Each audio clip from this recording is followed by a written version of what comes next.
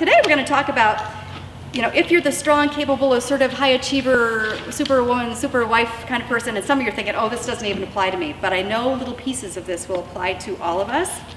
And I want to start off by saying there is nothing wrong with being confident. There's nothing wrong with being a strong woman. There's nothing wrong necessarily with being assertive or being a multitasker or a high achiever or driven or any of that. If it's properly handled, you can accomplish a whole lot more in a given day than some people if you're a driven person. You're less likely to allow people to treat you disrespectfully if you're a very strong, confident woman. You're less likely to be paralyzed by fear in life, and you're more likely to courageously step forward. So that's a really awesome benefit of being a strong, confident woman. You're likely to be organized and efficient. You're superwoman. However, there was the however. You knew that was coming, didn't you? Could you just tell the however part was coming? Yeah. Sometimes a strong wife ends up subtly manipulating her husband. Subtly. It's not like we necessarily even notice we're doing that, but we can sometimes end up subtly manipulating our husband. We can intimidate our husbands. We can end up controlling how things go in the home or the family. And we can basically end up taking over leadership of the home. Those things sometimes happen when you have this strong, capable, high achiever, assertive, superwoman kind of wife. And sometimes we know we're doing this, and we might even be doing it intentionally. Sometimes we're simply acting like our mother did. Maybe our mother had this kind of lifestyle or way of operating, and so we just adopted that and we don't even realize what we're doing. Or maybe we've just slowly fallen into a pattern that seems to work for us, right? So we're just doing it. But I want to let you know about some results that happen when we go that direction. Our husbands feel emasculated. Do y'all know what emasculated means? You probably do, but and this is not a Webster's definition, it's just my definition, but it basically means they don't feel like a man. They don't feel like a man. And often when we are stepping in there, kind of running the show, assuming control of things, telling him how to do things, he ends up feeling not like a man, emasculated. He might feel ignored or unneeded, or exhausted from trying to please us. Or maybe like a puppet on a string, right? And because he feels that way, a husband sometimes reacts then by choosing to numb out through alcohol or drugs or pornography. Because, if he's not feeling like a man, right, and he's feeling maybe like not needed, pushed aside, controlled, whatever, he's going to maybe start to self-medicate and maybe not consciously even think about it, but maybe start gravitating towards something to try to medicate himself, to numb out.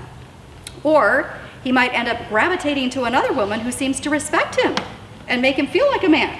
And again, most husbands don't set out to say, just set out intentionally go, I think I'm going to go find myself a woman who will treat me with some respect. Maybe some do. But often it's a subconscious thing. The coworker in the cubicle next to them or something, a woman seems to appreciate and notice their talents, and so they're like drawn because at home they don't feel like a man. Or he might react by choosing to simply emotionally or physically withdraw from you. Have you ever felt like your husband wasn't just kind of like checked out? Like maybe there was kind of like this invisible wall, or maybe he was in the garage tinkering all the time instead of being with you or whatever. Or he could become hypercritical or angry toward you as a means of trying to regain his leadership position. So he's just kind of like maybe putting you down, but it might be a subtle way to try to regain leadership. Just some of the results that can happen when we are the super capable, strong, assertive, high achiever, driven woman. Some of these results happen. And I haven't asked Brooke to share just a teeny bit of her testimony tonight.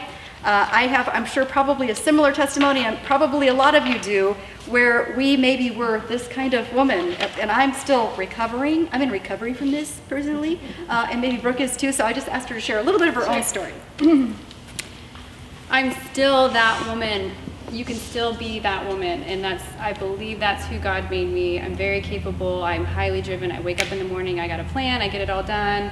However, God also calls me to be respectful and submissive towards my husband. And what I learned was my husband did all of the things that Debbie was talking about. He numbed in very inappropriate ways. He was gone all the time, extra work.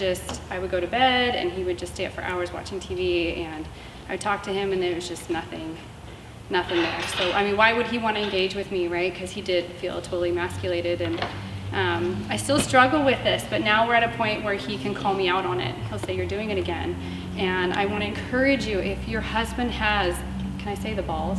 No, Yeah, I can't say you the can balls. say that. Okay. Okay, if he has that, to call that out in you, please respect that, because that's a huge blessing to you and to him. So when I respond, when he says you're doing it again, I could say, well, if you would just do this and this and this, well, of course I'm doing this because you did, then he wouldn't do it anymore. But he'll say, you're doing it again. And my first reaction is that, like, oh.